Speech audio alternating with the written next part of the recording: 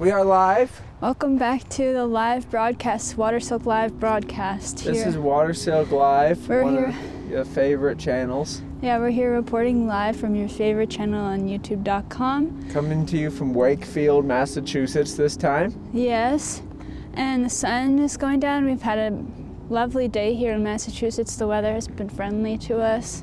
It's a nice chilly but nice sunny day too. Yeah, and there's this nice lake.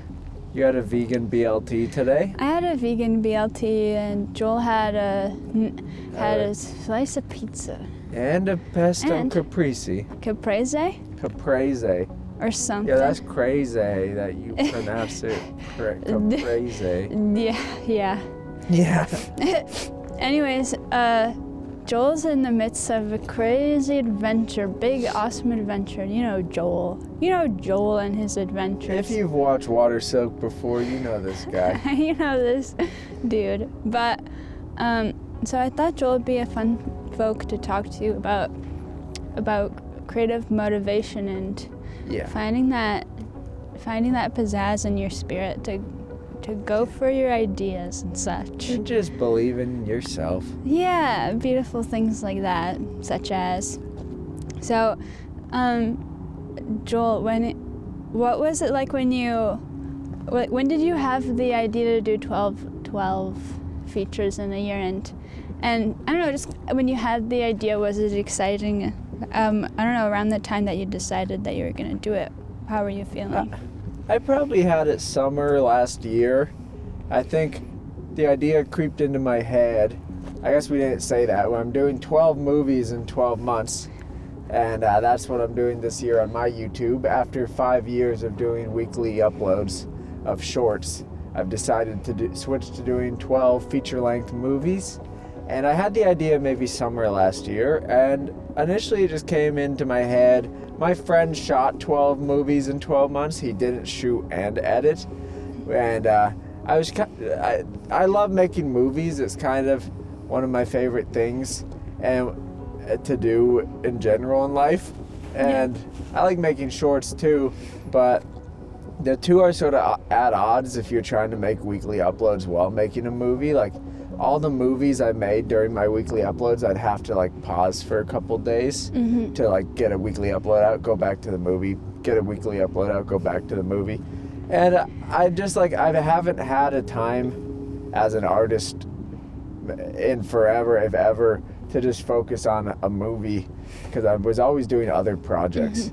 And the obvious solution would be to just spend a year making a movie, but sadly YouTube, I think, does reward some level of consistent uploads, and that's where I got the idea to do a movie every month, because I thought okay, I'd still be putting stuff out regularly. This is an insane challenge. I don't think anyone's done it yet. I imagine people have done it who are much more experimental than I might be.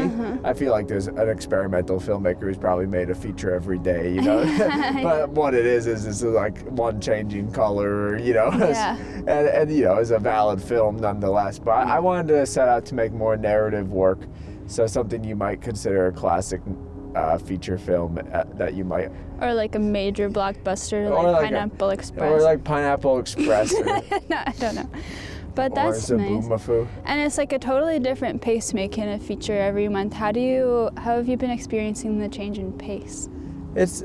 Maybe it's too soon to make any sweeping generalizations, because I'm just on the second movie now. Yeah.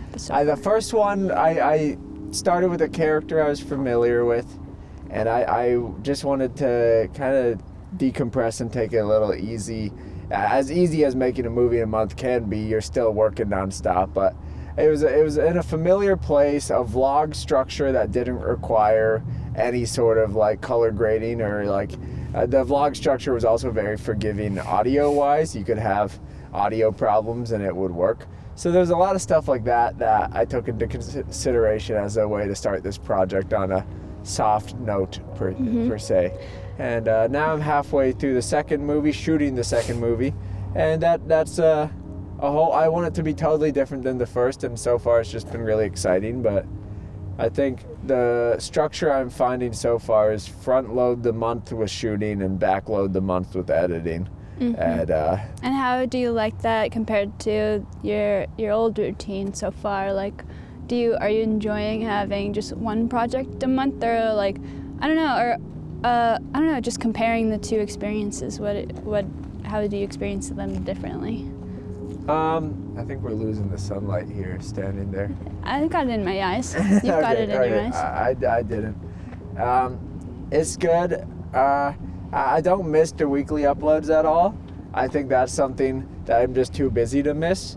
I think the weekly uploads gave me a lot more downtime, especially as I kind of started to figure out, like, okay, I could shoot a live action one in a day, edit it in a day or two. So it was like a 3-day every week structure to then focus on my other projects and be in other people's stuff. And now I'm just working every day on a single project. You know, I shot nonstop for a week. And for the Caleb movie, I shot nonstop for 11 days. And so yeah, I'm too busy to miss anything or want another structure. I feel like it's making me feel more like an artist who's immersed in their work rather than an artist who's like hitting the deadline. Yeah. And that's a feeling I wanted to chase. Yeah. I don't know. We just moved for the sunlight. It's going away really fast, but don't mind that. Just enjoy the sunset with us. But Joel, when you face self-doubt and stuff, when you're in this big process, you have to constantly be on and ready for this process. I don't know, it's just a very involved thing, making 12 features. And so when like mental blocks come up, how do you manage those? I think self-doubt is a natural part of art. I think it's like you just always doubt yourself as part of being a person. You always question what you're doing, why you're doing it, if you can do it. And while making the weekly shorts, I got those questions a lot of people saying, how do I stay encouraged? How do I stay on top of my stuff? And I think it's a hard question to answer because it's so much brain chemistry and so much genetics. I feel like the answer I give to everyone is that it's like the gym. Momentum is so valuable. If you start a weekly routine, which I still encourage everyone to make weekly uploads, I think it's the best way to find what you love to make. It's the best way to hone your skills. But I don't know if I don't know how much of it is just my insane brain that wants to make stuff. You know, I feel like a lot of people face much bigger battles with depression or apathy, whereas my depression and apathy I usually use to fuel my stuff, which some people don't have that gift. You know, some people don't have that ability to take their apathy and spin it into creativity, you know. So I get depressed and apathetic and self-doubt, and I'm like, I don't know if I should do this, all those feelings. And I do it anyway, which is like the easy answer is like, whatever you're feeling against yourself, do it anyway. Because even throughout this project, I have mornings I wake up before a big shoot and I'm like, oh man. And then my friend described it well. My friend Ben Ball said it's like going on stage. It's like when you're doing a live performance. It's like nerves, and then you're out there and it's happening. Yeah, you just got to do it. And once it's happening, it gets done. You know, like every time I have like people set up to film that day and we have a location or something, I have this like rising feeling in my chest until I get there, and then we're just filming, done. Everyone has fun. You know, my sets are so easy. There's not a crew, it's just me. So people aren't trying to perform in front of 20 people staring at them, holding microphones and setting up lights. They're just performing kind of like you would on a home movie. And I think that lets people feel very free as well. I know, I think just believing in your process comes with making a lot of stuff too. And if you believe in your process, you'll make a lot of stuff. Yeah. How do you find you deal with self-doubt and feelings like that? I don't know. I guess I do a similar thing where it's like I have my feelings, but I try to keep it separate from my goals. You know, I want to do what I want to do. And I know that, you know, if I'm having self-doubt and stuff, it's probably because I'm not fully serving myself in that moment. So I know that following my ambitions is going to be a part of feeling like my best self. So I like doing that. Yeah. I think just a genuine belief that doing what makes you feel good is a worthwhile endeavor. Yeah.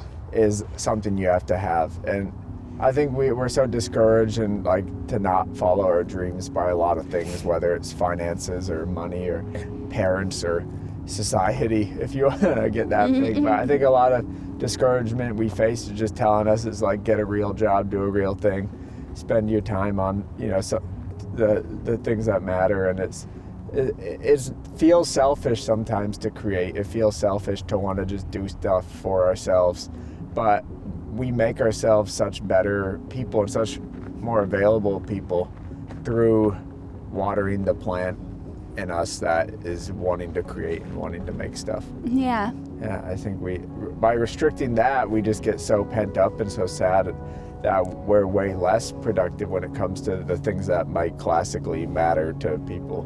Yeah, I feel like if I was making 12 features a month. 12 features a month. 12 features a month. If I was making 12, That's next even year. more so, yeah. If I was making 12 features in a year, I'd be a bit stressed about like coming up with an idea that I really like each month. Like, how do you, like, because I know you enjoy improv and trusting your gut and stuff with that. I feel like if I was doing that, I'd want to have like some ideas kind of chalked out for each month or something. Like, how do you manage like coming up with your ideas, but then also like having the belief in them enough to be like, I'm gonna enjoy making that. I don't know. Just what's your perspective on coming up with ideas and like trusting them? I think what was so imperative to my process was killing the opportunity for writer's block, so I just got rid of the writing. Mm-hmm. I feel like, you know, people have a lot of opinions about scripting versus improv, but I think if you just train either muscle, they're gonna create great works of art that embrace the strengths of each format. And I just like never liked scripting. I was always overthinking it. I always hated it. It was the only part of the process that didn't feel that fun to me because it just felt like I was over planning for the shoot.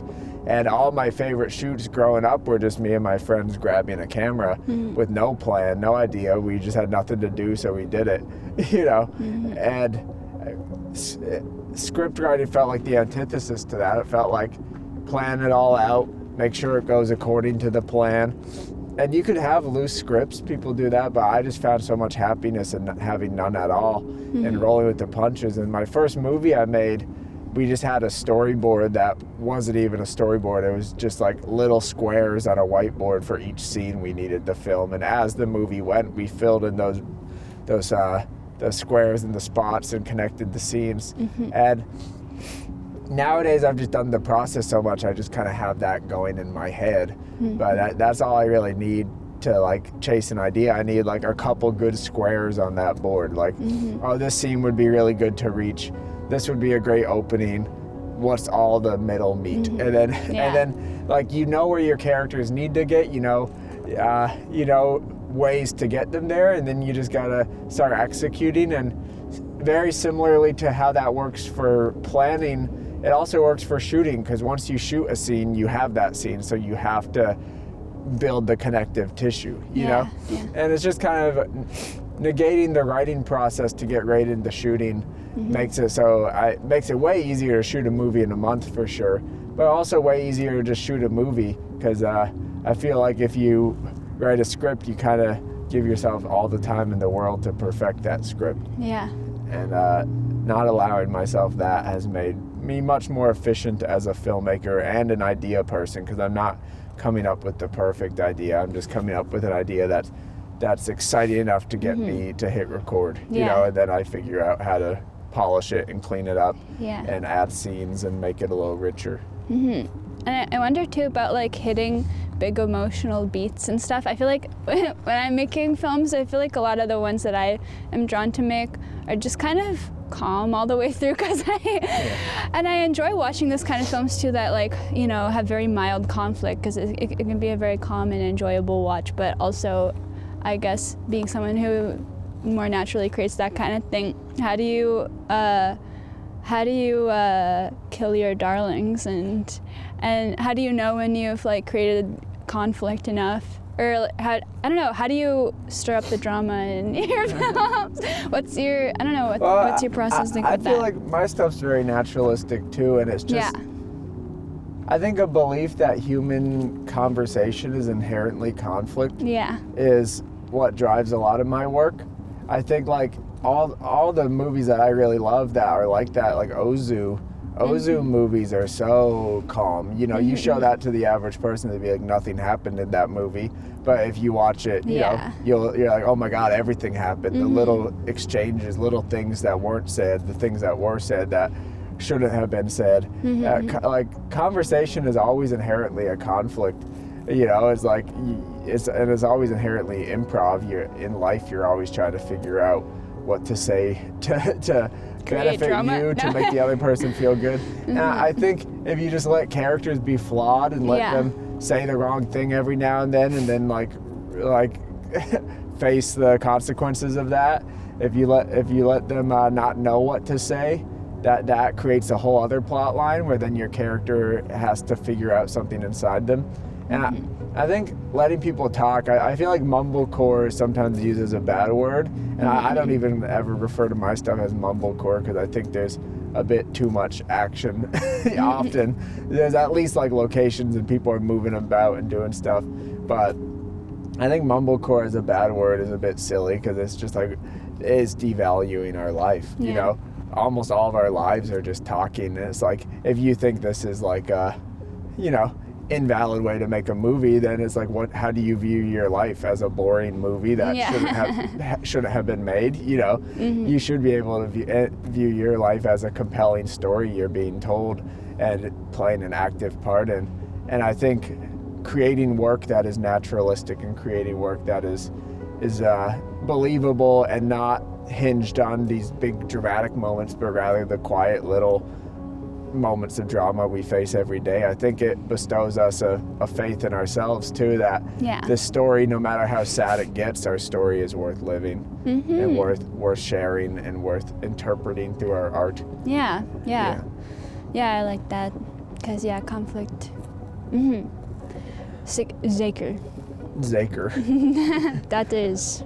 We gotta put the subtitles on that part. Unless your audience is all Dutch. Yeah, my audience is all Dutch. Then you need subtitles for the rest of it. But not really, because they all know English. Yeah, that's true. But I think it's totally. I feel like because I like more naturalistic stuff, sometimes I will hear negative voices in my head saying that it's just not enough to be considered like a compelling film, like not much happened, like, oh, I don't know, I think even cliche, if you make a totally cliche film, I think sometimes that can just be really nice because it was told from your perspective. So like cliches, sometimes even avoiding them can like make your work suffer a little bit because you're just trying so hard to do something different that and I mean, so, and I think as I don't know, I feel like the further I got into film school, the more concerned I got about, like, am I just gonna make something that my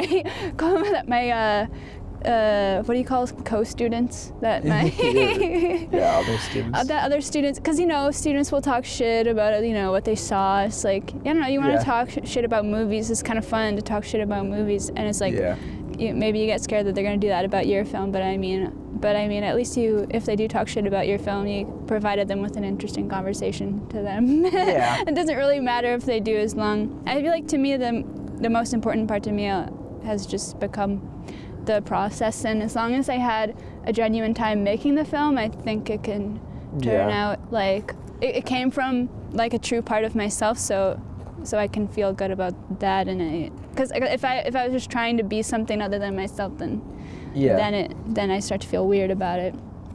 And I think cliches emerge for a reason. They emerge because the stories we all live are more similar than we like to admit. We have way more in common with everyone than we have different, And I think art in its grandest scale is acknowledging that, and that's why all these big scale movies lean so heavily into cliche, because they're touching on these universal things we all experience, whether heartbreak, loss, and how do you do that in the most cliche way? Have somebody get killed, Yeah.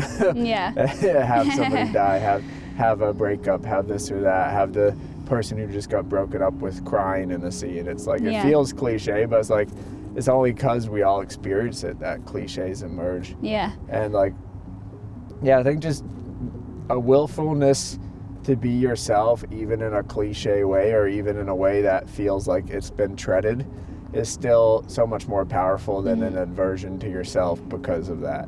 Yeah. I think it's more about how you want to tell something than maybe what you're telling. I think that's the interesting part, is like, how you're going to tell it this time. Yeah. Yeah. But And we've all made cliche movies. yeah. Our first shorts and stuff that we make are always a little Yeah, on my the last nose. short. If you, I feel like, even for me, like, I did comedy for years and years, and a lot of my shorts are just straight up comedy. There's not much else, but a lot of them walk a line, and then my features kind of lean towards the drama. And I think drama is the scariest thing to do, because it's where you really start to like doubt yourself. It's like, we all know how to be funny more than we know how to be dramatic, because being dramatic takes vulnerability, and it's really scary to be vulnerable.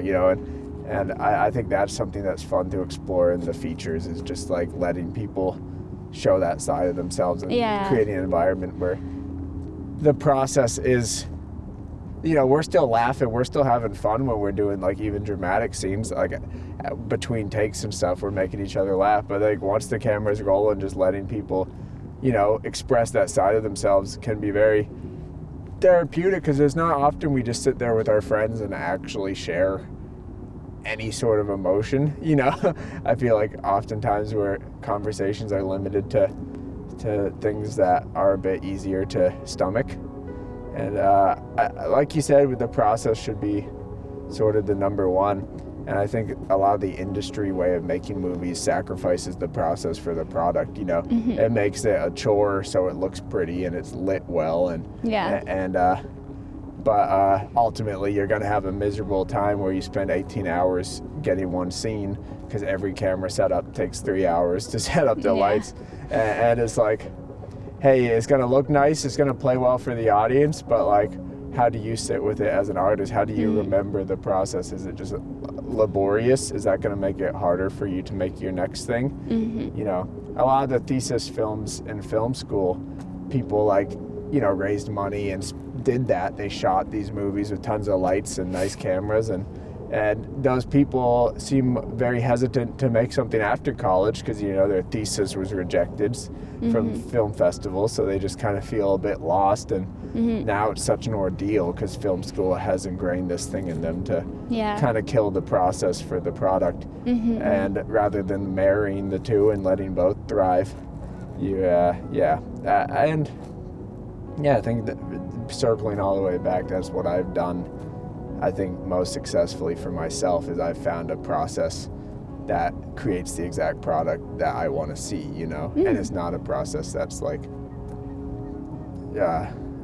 at all a pain for me. Yeah, That's good.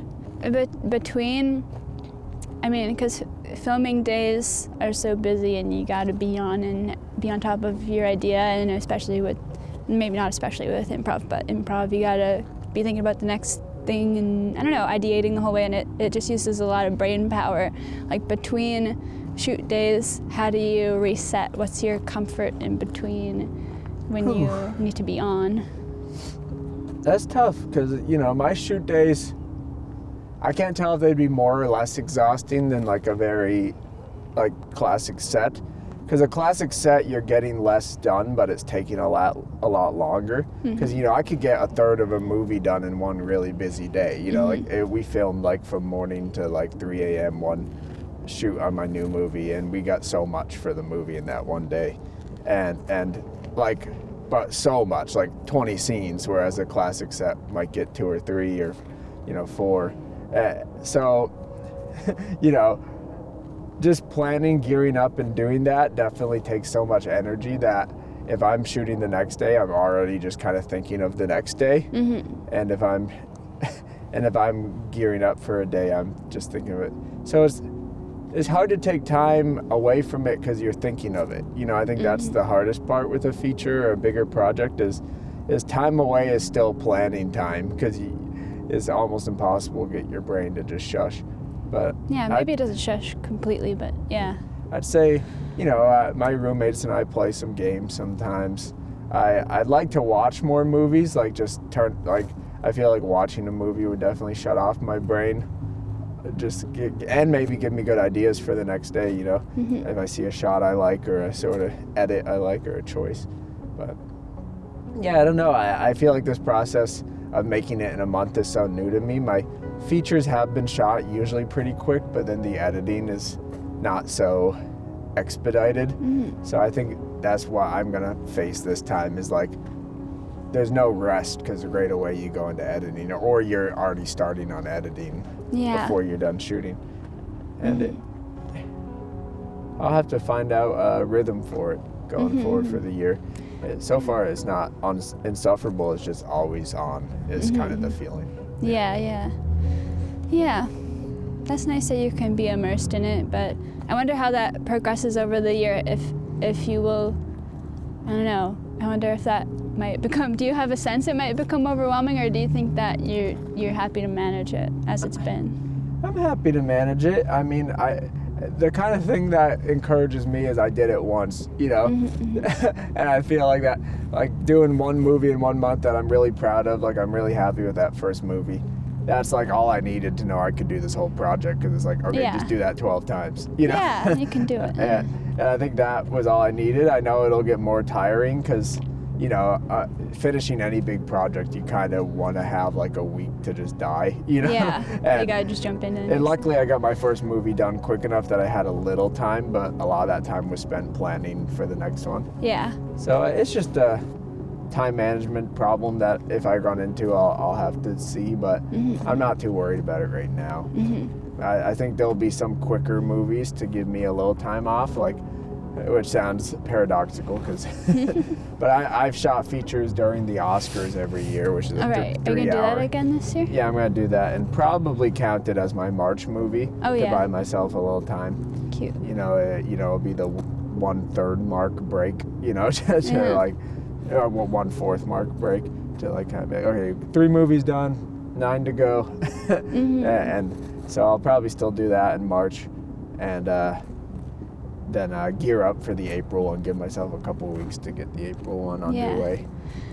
And any other thoughts? Any other final thoughts on your creative momentum? Okay, cool. And finally, to leave us off, do you have like a favorite comfort movie that you could recommend to us? Yes, I have a couple, but comfort movies are strange to me, because I don't know, it depends how I want to be comforted. Right. Like if I'm looking for a solid laugh, Top Secret is one of the best comedies ever. I love Top Secret. That's by the guys who did Naked Gun and Airplane. It's just so funny. It's some of the best like prop and set based humor ever. They just built so many gags for that movie. And but like sometimes a comfort for me is just revisiting something that makes me feel a lot of things. And I haven't in a while, but like revisiting a good John Cassavetes movie like Love Streams, it'll kind of kick the shit out of me emotionally, but I'm like lost in that story, and I'm lost in those emotions, and just getting lost in something other than your immediate thought processes is in a way a comfort, like being able to share that universality that's in those emotions, and being able to step away from the things that run cycles in your head. Yeah It's nice, and maybe introduce some healthier cycles in the meantime. Give yourself that moment off to be like, oh, that was great. And just think about a good movie for a while. Yeah. Sweet. Well, thank you, Joel. Thanks for the time. Thank you. Wow. We did it. We did it. And also, I will mention, I forgot that I had this plan, but I just remembered that I made a short film called Falling, and we shot it like a couple of years ago now. But it was really nice. I worked with a bunch of people, and it was super fun to make it. And it's a pretty cliche story, but it's, again, told in its really own good. way. Yeah, I keep telling you, I don't know if this is spoiling your moment and you'll cut this, but I keep telling you to post it on your YouTube. That's what I'm saying. I wanted to say I am going to post it on Valentine's Day because maybe it's a love story or maybe it's not a love story. You know what they say in 500 Days? Yeah, 500 Days of Summer. This is not a love story. This is It might be a little bit 500 Days of Summer coded. This is Falling by Tiana This is Falling by Tiana Duick, and it won't be my last 500 Days of Summer coded film. But it might be my first. 500 Days of Summer Yeah, it's true. Yeah, anyway, so enjoy that on February 14th. And thanks, Joel. And yeah, guys, if you're not subscribed to Joel Haber yet, check him out on YouTube. Check him out. He's on the rise. He's on the rise. Yeah. Yeah. Yeah, and go watch, I'm sorry, the whole string of words. Yeah, The Hero's Journey. Yeah, The Hero's Journey, for sure. For sure. Yeah. Okay, thanks, Joel. Bye, everyone. Bye, everyone. And subscribe and like and comment what's your favorite comfort movie. Thank you. Bye-bye. Bye-bye.